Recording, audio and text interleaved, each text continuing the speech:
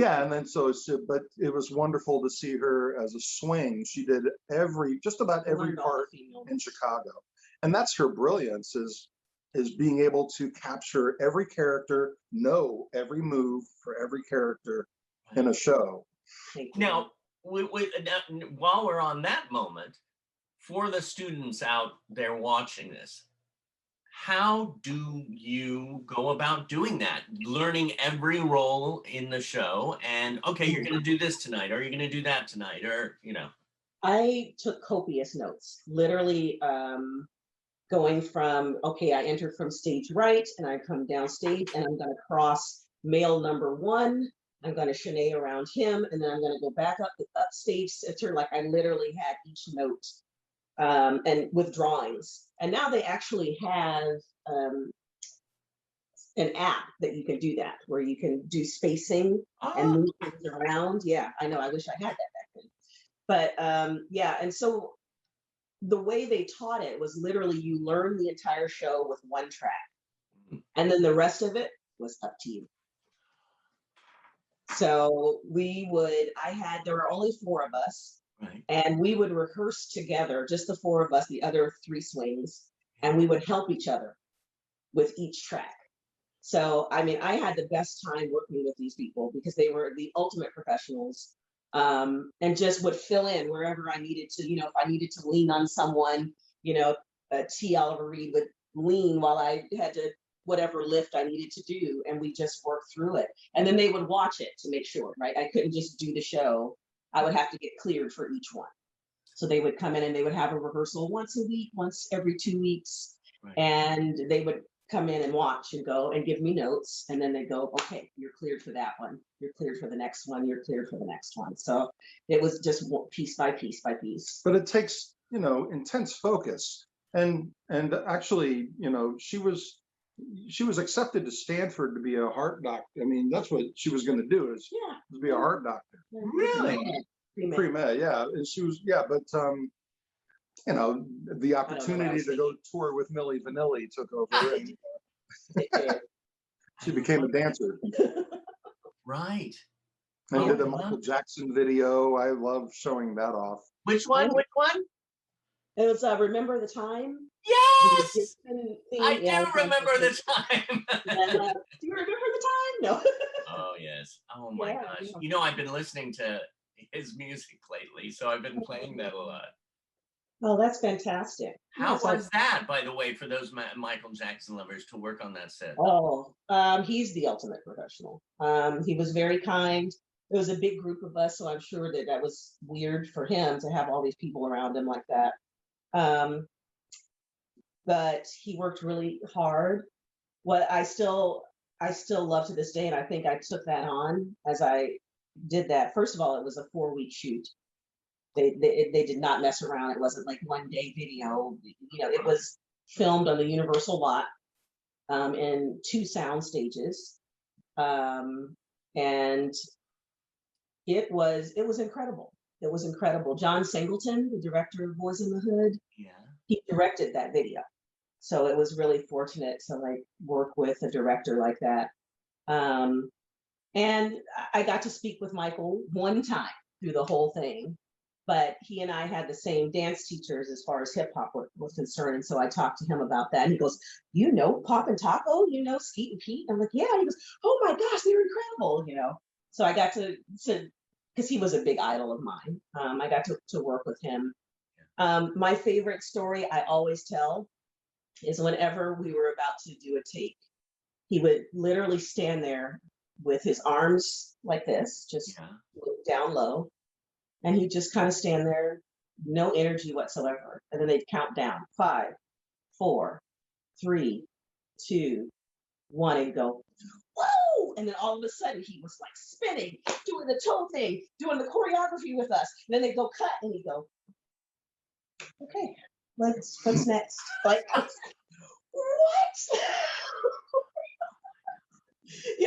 we had to build up. We're like, okay, let's get going. Here we go. He was just like, okay, let's do it again. It was like a rocket. Woo! 0 to 60 in a second. Wow. Every single take for 4 weeks. just, it was incredible to watch that, to see that it was so natural for him. So yeah, that it's one of the most exciting and biggest things that I feel like I did in my dance career, for sure. Wow. One of them. One of them. One of them. One of them. Because after Chicago, she went to Broadway. Right. And Now, was I in- wanted to throw out a name here since we're Oh. on Broadway. Can I say Anne Reinking? Yes, please. Oh sure my can. God. I was reading all of this for both of you, and thank you. I'm reading all that you have done, and that name just was like, I wanted to hear that Yeah. story too. Oh man, well, she hired me for Chicago, the tour, and I was the youngest one there. It was my first national tour, and she could not have been more encouraging. She could not have been more giving to me. She really believed in me very much, and I don't know why. I don't know why she was so kind, but what I hear is that she's done that to so many dancers, so many dancers. She created a dance community, and I looked up to her so much. When I went off to do Fosse, she decided that I should be the dance captain for Fosse, and for me, that was a huge undertaking, you know. And I loved it. I absolutely loved it. It was terrifying all at the same time, of course. Well, yeah, because some of the performers in Fosse, well, they had been doing it. It had won the Tony Award the year before. No, the year of, and then I came in. Yeah, came in after. So she's now in charge of not just the dancers that brought that show to life and got it to a Tony Award, but dancers that danced for Bob Fosse. I mean, like original Fosse dancers were part of this company. And now she is giving them notes. I'm like, okay. Ben Vereen. I would go into his dressing room like, you're fantastic. If you could just give a note, and then I'd walk out going, this is my life. I just told Ben Vereen how to do it. I don't know. Like, I never really wanted to give him a note because it was Ben Vereen, that was BB Newirth. I had a hard time. It's just that shift in your head. It's like, okay, I'm dance captain, here are the notes. And then you go, what did I just say? You're BB Newirth. Yeah. Hi. Here's your notes. Sorry. And this was, again, you were in New York and you were in California, Matt? No, I dragged him with me. We decided actually after that tour, because it was so difficult, that we would go together on anything that he and I. Yeah, I remember when she said, they want me to do Fosse on Broadway. I mean, should I take it? Yeah, because I had left what? him for an entire year. Yeah. I just thought, I can't do that again. My relationship is first and foremost for me. So our relationship is very important. So I literally had to go to him and go, should I take it? Because that means we'll have to move to New York. We'll have to move to New York. And then he goes, sure, let's go. And I was like, okay. I think the one thing that, I talked about earlier when I was in high school, I had confidence. And I think I've always, I left home when I grew up in the Bay Area, as you did, and I left for LA and I was 18, 19. And I didn't have fear about it. I just knew wherever I landed, I would make it as we did. We made it home. We made it our home. Wherever we lived, whatever apartment it was, whatever it was home. So I was always up for the experience. New York was a trip though. And being there during 9/11 was a trip as well. It was a very interesting time to have lived in New York. How close since you brought up that, how close were you to where it all? 40 blocks. Yeah, I mean, we were in Midtown Manhattan in the theater district, and that was down Battery Park, Wall Street area. But the interesting thing, David, is, she actually blew out her ACL doing the Fosse show.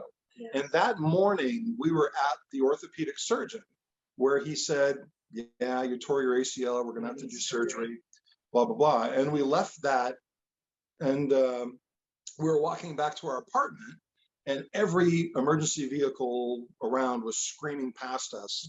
And I was like, something's going on. You can't see from Midtown. You can't tell, way down there. Yeah. But you knew something was going on, something big. I thought something happened in one of the tunnels, because they're under the river and stuff. But, got home. I was getting ready for work. And I came out, and right as I came out back to the living room, Angel said, "You're not going to work today." And I went, "Why?" And I looked at the TV screen as the second plane went in. Oh. And that was, it was a nightmarish experience. I mean, thankfully, we're still here, and we didn't lose anyone we loved, but a lot of people did. Yeah, and it was a traumatic experience to see people. I remember that day. I remember seeing people walking uptown in their suits, just covered in soot, and just the look on their faces. Yeah, I knew they had seen things I hadn't. And it was a very something I'll live with, and it'll hit me emotionally, every year when the anniversary comes up.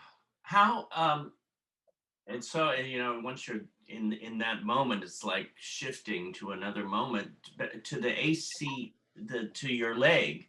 Yes. How far into the performances had you been? 3 years. So, and the show was closing in a week. And not just that, David.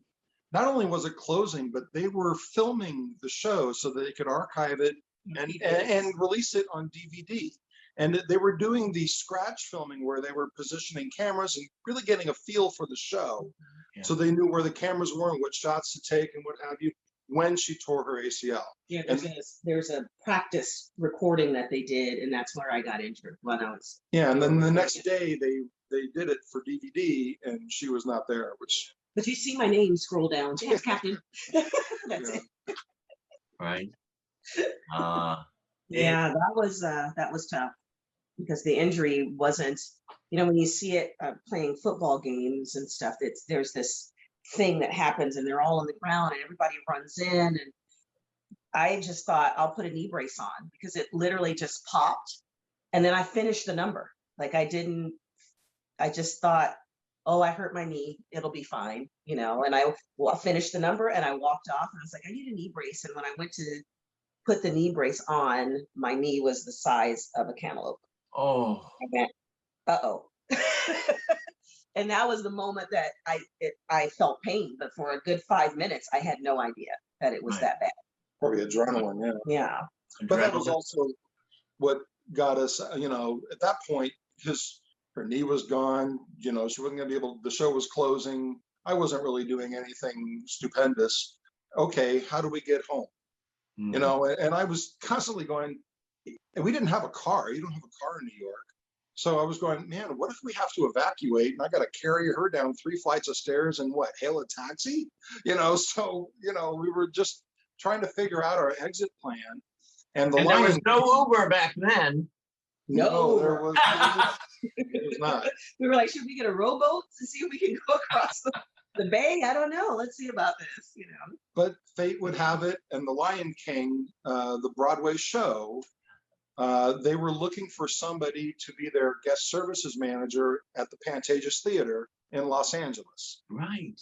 So I put my resume in, and they hired me, and it got us home. And then I went right to work for The Lion King in Los Angeles. So that was like within a week or two, right? No, it was 3 months. Yeah, well, it was November. I remember leaving New York in November. 2 months. Yeah, 2 months after. Because you still had a heel.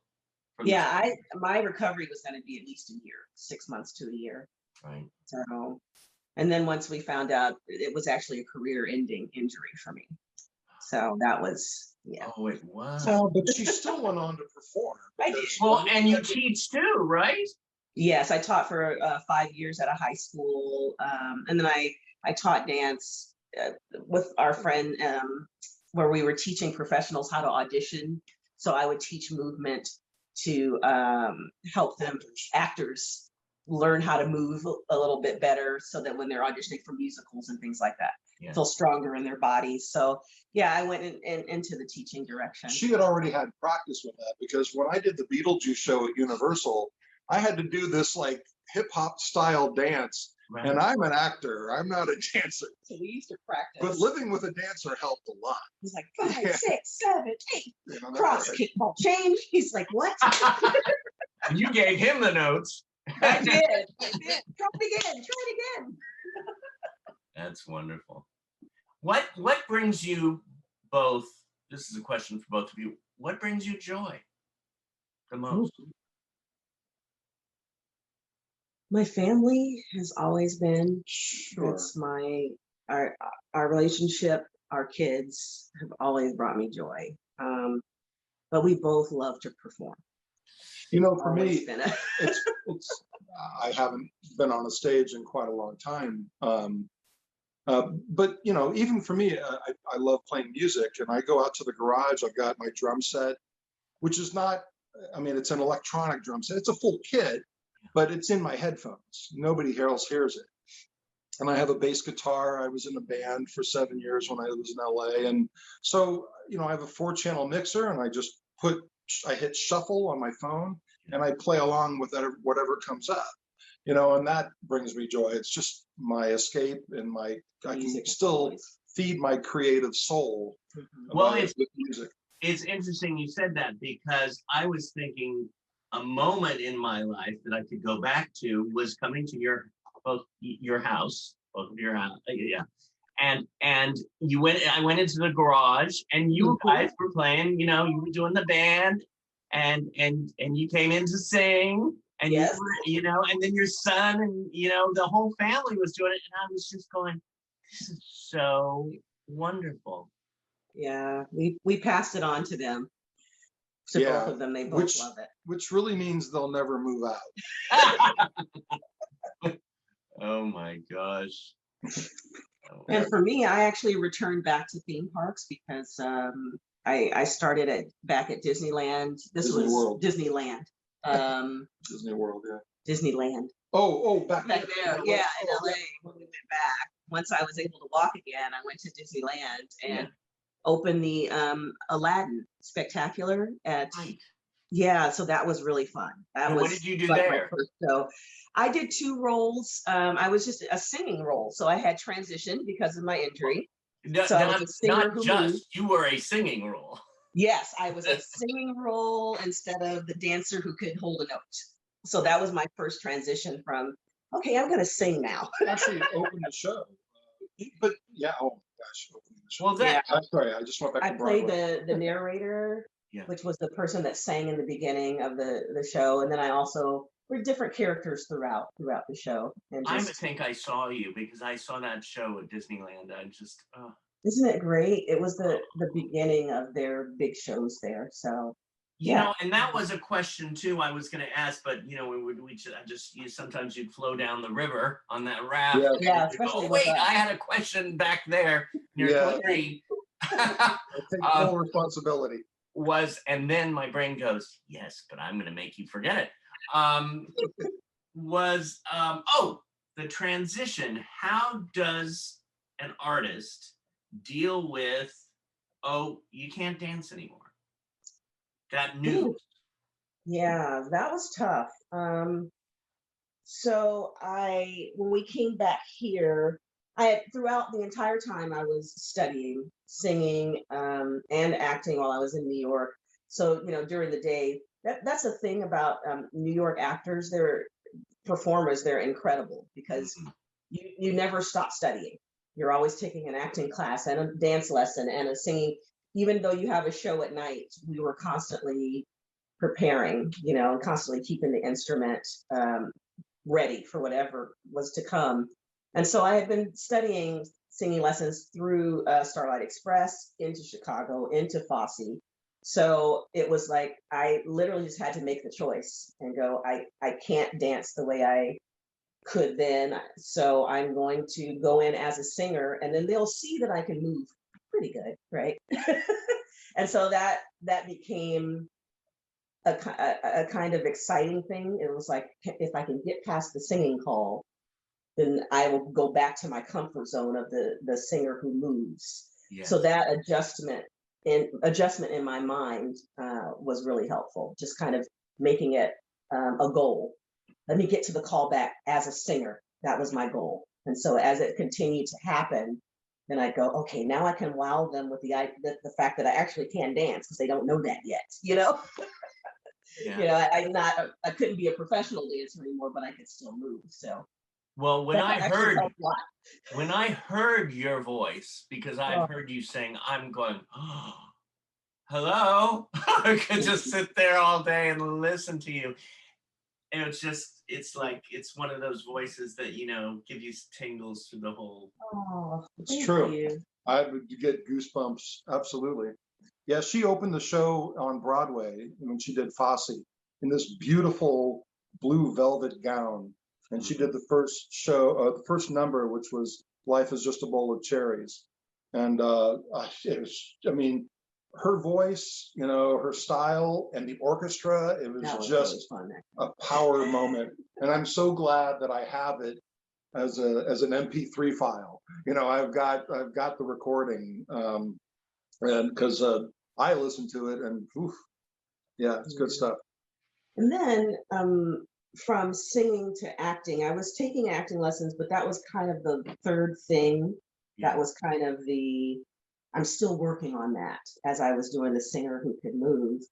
And then we had Josh and Ash, and I hadn't been going to singing lessons as much. So then I was like, let's see if I can now be the actor that comes in the room, but surprise them with the fact that I'm actually a singer.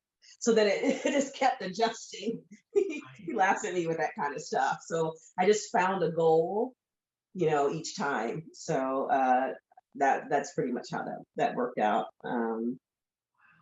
But not to say that it wasn't hard. Yeah. It was very difficult because I had done such beautiful and exciting work as a dancer, from theater to tours to videos. I had done a lot of work and really had set up my reputation to continue. When I got injured, I was getting called into 6 and 7 auditions in New York, you know, just like, and I would get the phone call and they go, oh, you're injured? Oh, sorry. And you know what? It's funny you said it, because she was actually, when 9/11 happened, she was actually supposed to have been in San Diego. What? The microphone went like. Check, baby. It sounds like you're like, it's a little microphone now. We didn't do it. try it again. Yeah, no, I don't know. That's it. Excuse me, ladies and gentlemen, we're having a moment.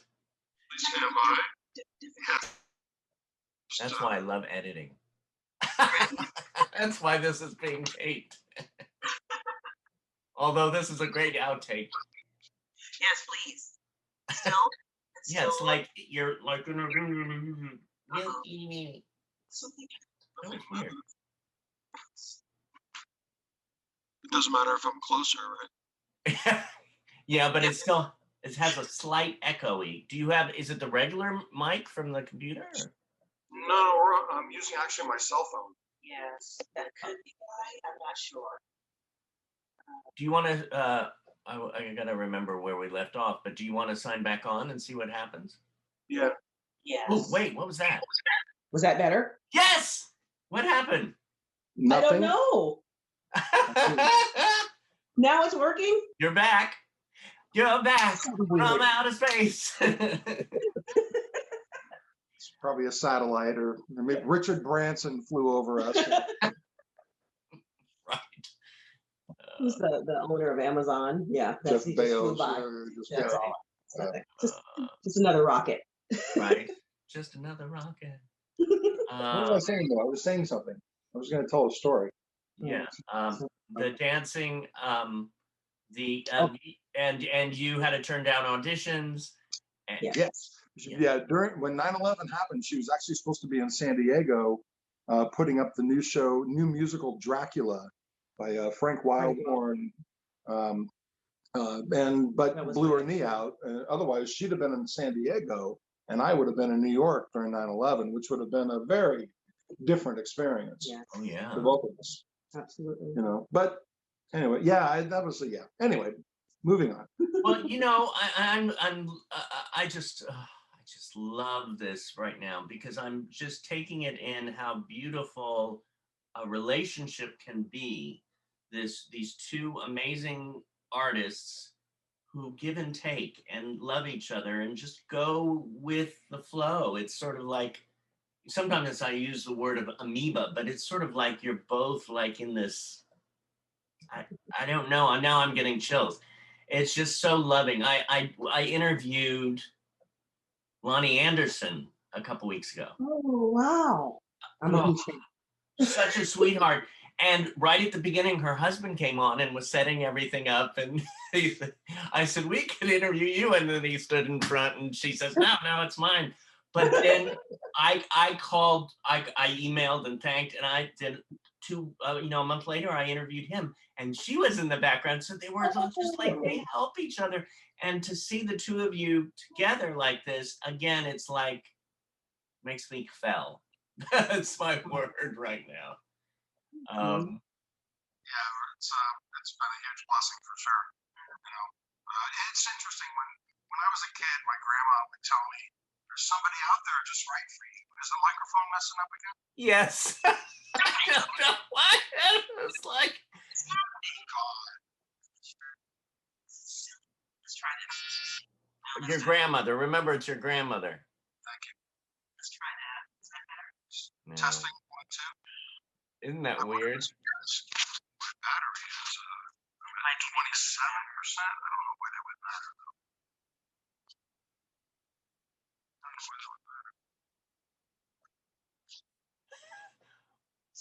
We'll just, everybody just turn up the volume from now on when you're listening.